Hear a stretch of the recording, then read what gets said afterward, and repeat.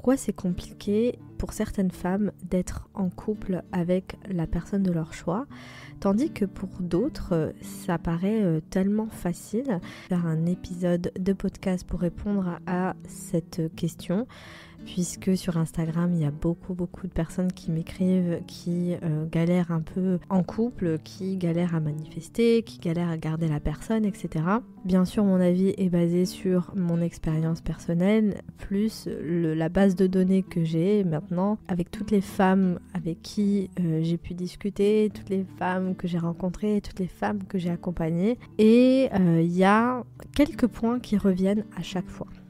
Déjà, premièrement, il faut savoir que le couple de maintenant n'a rien à voir avec le couple d'avant. Lorsque je m'intéresse à un sujet, j'aime bien aller plus loin que le bout de mon nez et m'intéresser justement à l'histoire. D'où ça vient, pourquoi on se met en couple, etc. Bien sûr, je ne vais pas trop en parler dans cet épisode-là, parce que même si c'est hyper intéressant, ça va prendre trop de temps. Mais il faut savoir que à la base, s'il y a un homme et une femme, ce n'est pas pour rien. Voilà. Bien sûr, je parle uniquement aux couples hétérosexuels, puisque voilà, je n'ai pas d'expérience avec les couples qui sont du même sexe. Même s'il y a quand même une dynamique de complémentarité dans le couple sexuel, c'est-à-dire il y a toujours une personne qui est plus masculine ou masculin et l'autre féminin. Sinon, le couple n'existerait pas.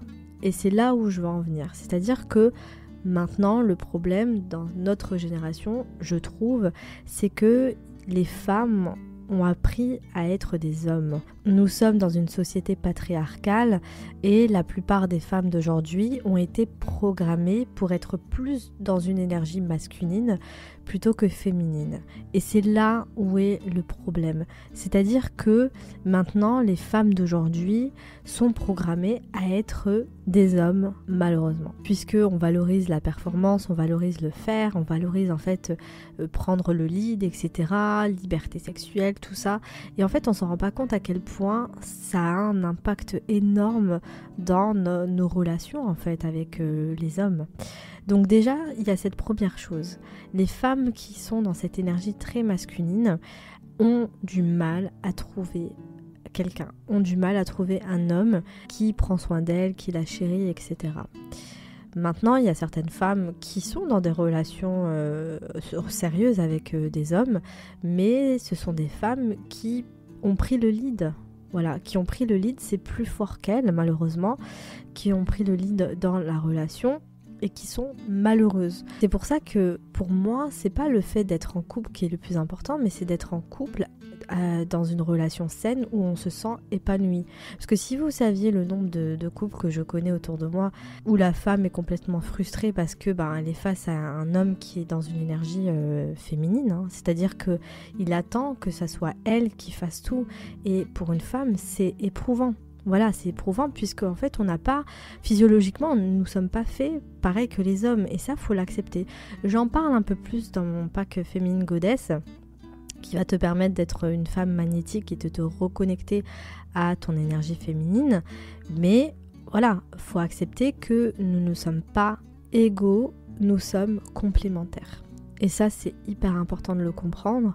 Et le jour où les femmes vont revenir dans cette puissance féminine, vont revenir en fait dans cette sagesse féminine, c'est là où on va avoir des progrès. Parce que pour moi, et selon moi uniquement, ce sont les femmes qui sont la clé en fait du changement. Voilà. Quand j'ai fait l'ayahuasca, c'est ce que j'ai compris. Pour moi, vraiment, les femmes sont la clé du changement.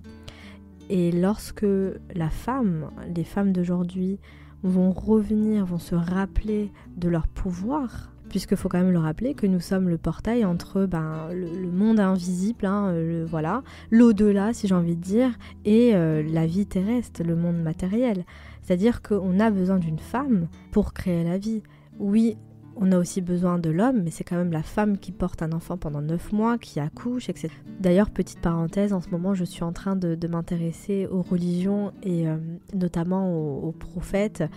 Et j'ai appris en fait que Jésus apparemment enseignait beaucoup aux femmes, puisque pour lui, elles mettaient au monde des dieux, donc elles avaient une responsabilité énorme dans l'éducation en fait justement des enfants, puisqu'il a compris que les femmes sont la clé pour un monde meilleur.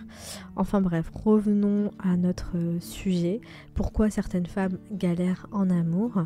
Donc ça, c'est la première raison. La première raison, donc, c'est le fait d'être trop dans une énergie masculine, d'être trop dans cette énergie de leader dans sa relation et de ne pas apprendre à être en couple. Et là, on parle du point numéro 2, c'est le fait d'apprendre à être en couple.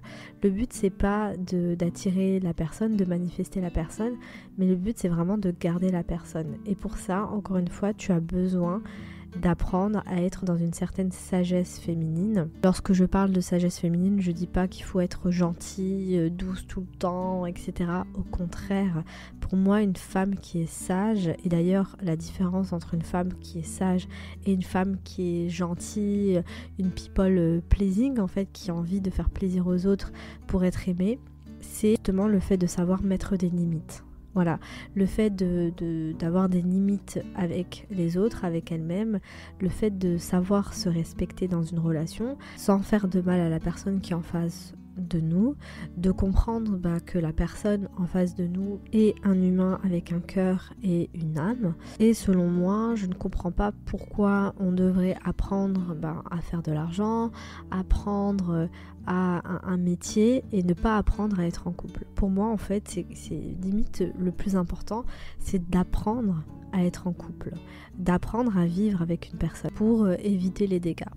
Je vais pas trop aller en profondeur dans les sujets que j'apporte dans cet épisode-là, puisque je vais faire d'autres épisodes pour en parler dans les détails, d'autant plus qu'il y a beaucoup de choses à dire, comme par exemple le fait de savoir qu'un homme a besoin d'être ton héros, et lorsque tu lui empêches en fait d'être un héros pour toi, même s'il s'en rend pas compte, même si c'est la plupart du temps c'est inconscient, tu le frustres. Voilà, en maternant un homme, sache que tu le frustres. Mais les femmes, comme je l'ai dit au tout début de l'épisode, les femmes sont programmées pour être leaders, pour être dans ce truc de materner leurs hommes, etc. Alors que lorsque tu fais ça, en fait, c'est comme si tu lui coupais ses cornaises. Mais encore une fois, je vais en parler plus en détail dans d'autres épisodes, même si j'en ai un peu parlé, si tu as l'habitude de m'écouter. On ne peut pas traiter quelqu'un comme un enfant et attendre de lui qu'il réagisse comme un homme. C'est pas possible.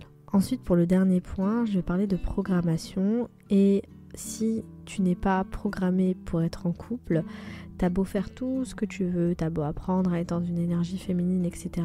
Si ton système n'est pas programmé pour que tu sois avec quelqu'un, tu seras toujours dans l'auto-sabotage. Et ça, j'ai mis très longtemps à le comprendre. Et c'est pour ça qu'en ce moment, je suis en train de préparer un programme qui va te permettre de te libérer de ton passé et de faire la paix avec ton passé et de soigner ton enfant intérieur, puisque ça a un impact énorme sur ta relation, tout simplement. Je t'invite à aller voir sur ma chaîne, j'ai fait des vidéos sur les 7 miroirs de l'âme, et juste ça, c'est des vidéos qui sont très courtes. J'ai eu de nombreux messages sur justement ces vidéos, puisque ça parle à beaucoup de femmes et d'hommes aussi, puisque juste le fait d'avoir un parent absent lorsque tu étais enfant, je te parle en connaissance de cause, ça peut avoir un impact énorme dans ta relation. C'est-à-dire que inconsciemment, tu vas chercher chez l'autre ce que tu n'as pas eu, par exemple, de ton père. Et l'autre, ce n'est pas ton père. Ton partenaire, ce n'est pas ton père. Donc voilà, c'est des choses, c'est des notions à comprendre, à savoir. Et moi, j'ai dû faire des années de thérapie pour comprendre en fait tout ça, pour comprendre qu'à l'intérieur de nous, il y a plusieurs parties, il y a plusieurs programmes. Et à partir du moment où ces programmes subconscients ne sont pas du tout alignés avec ce que tu désires, ça va être compliqué. Garde toujours à l'esprit que l'esprit conscient, c'est ce qu'on sait de nous, et l'esprit subconscient, le subconscient, c'est qui nous sommes réellement. D'où le je suis de Neville Goddard qui manifeste. Mais voilà, moi je suis pas la coach ou la mentor en manifestation qui va te dire d'affirmer comme un robot. Pour certaines personnes ça fonctionne, mais pour d'autres, voilà, il faut d'abord faire le ménage avant d'affirmer. J'aime trop cette phrase de Louise Hay, qui était une adepte des affirmations positives, mais quand même qui nous dit If you're gonna clean your house, you have to see the dirty. Si tu veux faire le ménage, il faut que tu vois la saleté. Si seules les affirmations positives suffiraient, ça se saurait. Voilà. Donc ne tombez pas dans le piège d'affirmer comme un robot, alors que ce n'est pas du tout naturel pour vous. D'accord. D'ailleurs, même Neville Goddard le dit dans une de ses conférences, enfin dans plusieurs de ses conférences, que ça peut même avoir l'effet inverse. C'est-à-dire que ça va tellement vous stresser qu'au final, vous allez bloquer vos manifestations. Donc, moi, ma manière d'enseigner, c'est d'aller voir en fait le problème dans son inconscient, le programme en question, de comprendre qu'est-ce qu'on a à comprendre pour ensuite faire la paix avec ça. Donc voilà ce que j'avais à te dire aujourd'hui. Dis-moi si ça t'a parlé en commentaire. J'aime bien vous lire en commentaire puisque je me dis ok, c'est bon, il y a quand même des personnes qui écoutent les podcasts, les épisodes de podcast et qui sont intéressées, donc ça me fait toujours plaisir. En plus c'est gratuit, voilà, ça coûte rien du tout de liker et de mettre un petit commentaire, juste un petit cœur, ça me suffit pour savoir si tu as aimé cet épisode, tout simplement. Je te dis au prochain épisode et je te souhaite une très belle journée ou une très belle soirée.